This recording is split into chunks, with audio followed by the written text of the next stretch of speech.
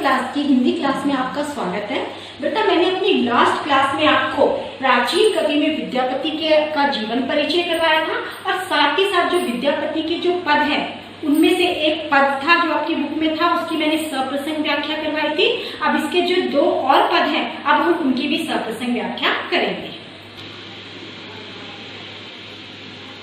अब देखिए बेटा आपकी स्क्रीन पर ये विद्यापति का दूसरा पद आ रहा है, सखी है की पूछसी अनुभव मोय। तो ये जो पद है अब हम इसकी सप्रसंग व्याख्या करेंगे। तो सबसे पहले हम लिखेंगे प्रसंग।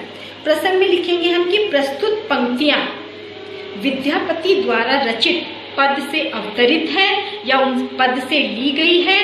इसमें प्रियतमा अपनी सखी से कहती है कि मैं जन्म जन्मांतर से अपने प्रियतम का रूप निहारती रही हूँ, परंतु अभी भी मेरे नेत्र संतुष्ट नहीं हुए हैं। प्रिय के मधुर बोल मेरे कानों में गूंजते रहते हैं। तो अब ये इसका प्रसंग हो गया। अब हम इसकी व्याख्या करते हैं। इसकी पहली पंक्ति देखिए बेटा, सखी है कि पूछसी अनुभव मोय। अब पूछसी का मतलब होता है बेटा पूछ रही हो और मोय का मतलब होता है मेरे। अब वो कह रही है कि हे सखी तुम मुझसे मेरे प्रेम अनुभव के बारे में क्या पूछती हो। ठीक है, यानी मैं उसके बारे में क्या बताऊं। इस आनंद के क्षणों का वर्णन करना अत्यंत क्या है, कठिन है। सेह पीरीति अनुराग बखानिय तिल तिल नूतन होय। पीरीति का मतलब होता है बेटा प्रीत और बखानिय का मतलब होता है बखान करना और नूतन का मतलब होता है नया। अब वो क्या कह रही है, यदि उस प्रेम तथा अनुराग का वर्णन किया जाए तो वह क्षण प्रतिक्षण नवीन ही नवीन दिखाई पड़ता है, अर्थात एकदम नया दिखाई पड़ता है। इसलिए उसका वर्णन करना कोई सरल बात नहीं है। यानी जो चीज बदलती रहती है हम उसका वर्णन नहीं कर सकते हैं। वर्णन तो स्थिर वस्तु का किया जा सकता है और जो उसका प्रेम है वो क्षण प्रतिक्षण बदलता रह रहा है, इसलिए मैं उसका वर्णन नहीं कर सकती। जन्म अवधि हम रूप निहारल नयन न तिरुपति भेद। अब अवधि का मतलब होता है अब तक, निहारल का मतलब होता है बेटा निहारना और तिरपित का मतलब होता है तृप्त होना यानी कि संतुष्ट होना।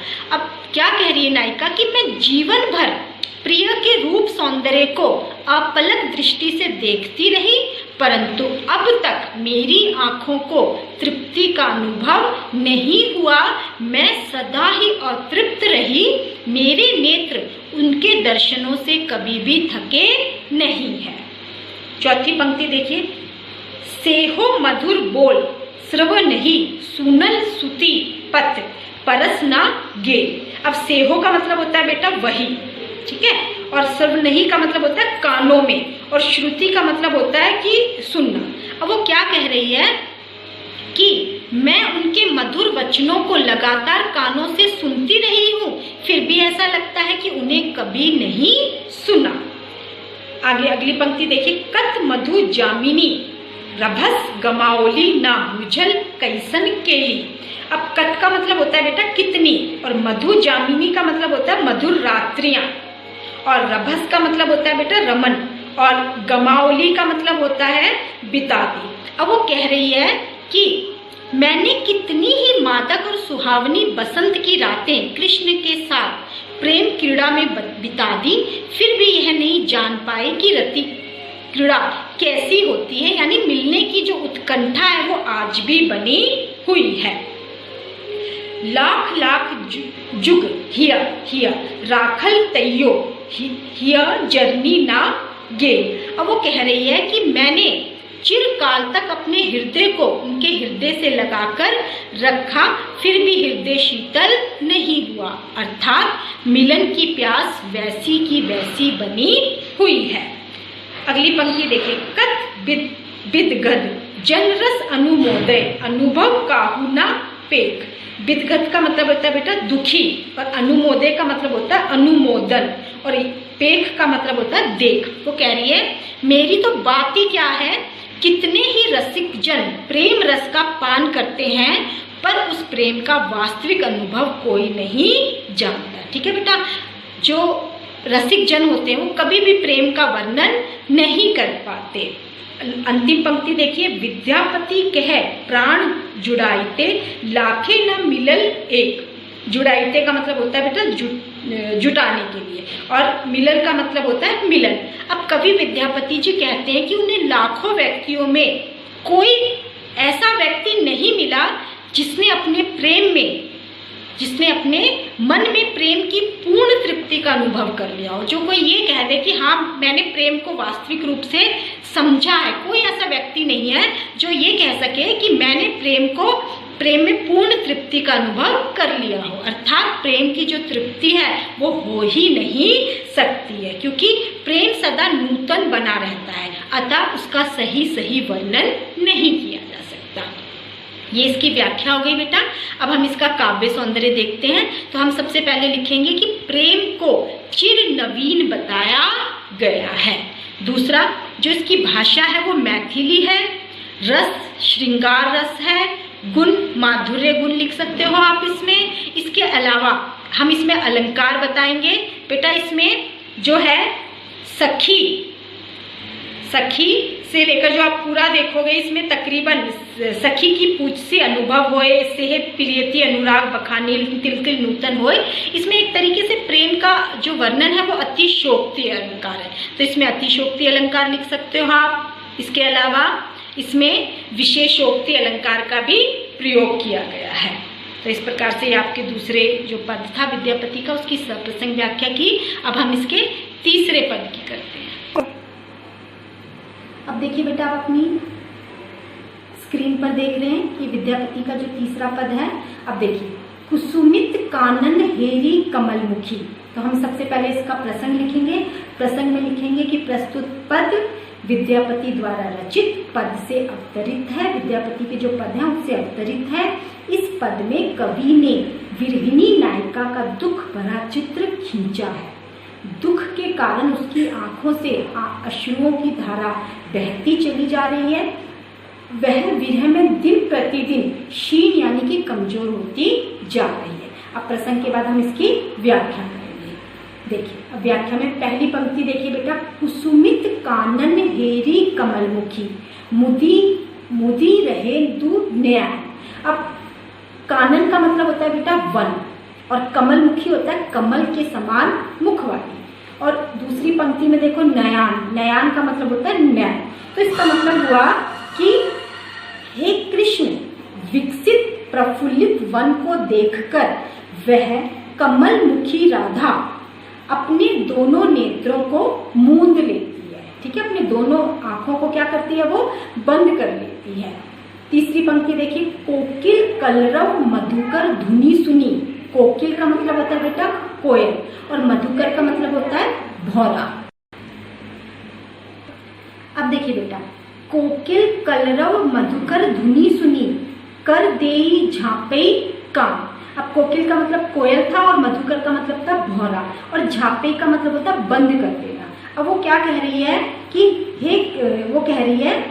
कोयल की मीठी कूक और भौरों की मधुर झंकार को सुनकर वह यानी कि राधा अपने हाथों से अपने कान बंद कर लेती है।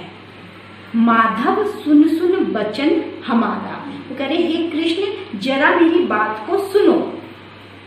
तो गुण सुंदरी अति भेल दुबरी, गुनी गुनी प्रेम तुहारो।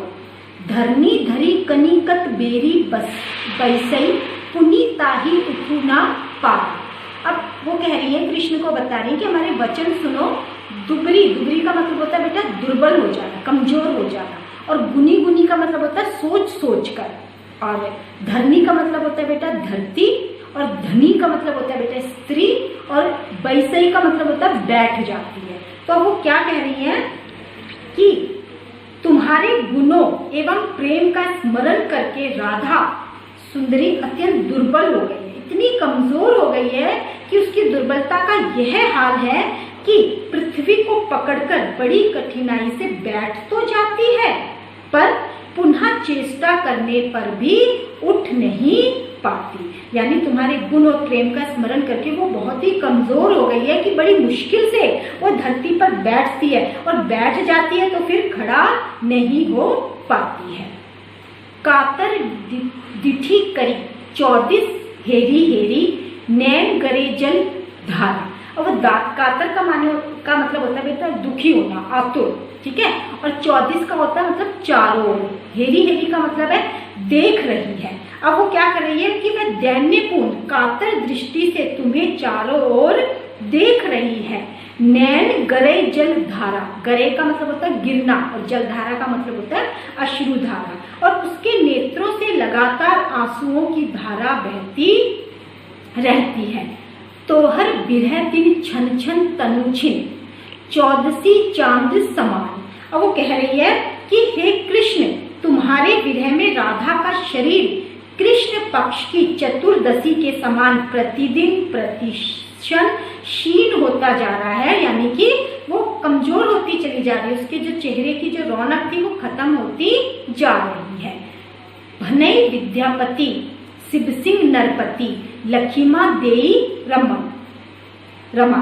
अब कवि विद्यापति कहते हैं कि लखीमा देवी के जो पति हैं राजा शिव सिंह भी इस रहस्य को भली प्रकार जानते हैं, इसीलिए वे लखीमा देवी के साथ रमण करते हैं। तो बेटा ये थी इस पद की व्याख्या।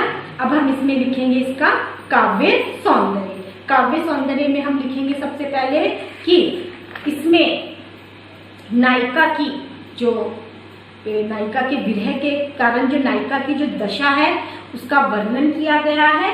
यानी दूसरा हम इसमें लिख सकते हैं कि विरह की अतिशयता के कारण राधा का शरीर अत्यंत क्षीण हो गया है, ठीक है। ये भी लिख सकते हैं कि यहाँ विरह की अतिशयता के कारण राधा बहुत ही कमजोर नजर आ रही है। जैसा आपको ठीक लगे कि इस पद का जो भावार्थ है वो आपको उसमें लिखना है। फिर लिखने के बाद उसकी जो भाषा है वो बेटा मैथिली है, रस वियोग श्रृंगार रस है। संपूर्ण पद में, अब हम अलंकार छाटेंगे तो देखो लिखोगे संपूर्ण पद में अतिशयोक्ति अलंकार है। अतिशयोक्ति का मतलब होता है बढ़ा चढ़ाकर वर्णन करना। तो यहाँ पर राधा के विरह का बहुत ही बढ़ा चढ़ाकर वर्णन किया गया है। धरनी धरी, धनी में अनुप्रास अलंकार है और 14 चांद समान में उपमा अलंकार है। तो बेटा आज हमने विद्यापति के दोनों पदों की सप्रसंग व्याख्या की। उम्मीद करती हूँ कि आपको अच्छी तरह से समझ में आ रहा होगा। धन्यवाद।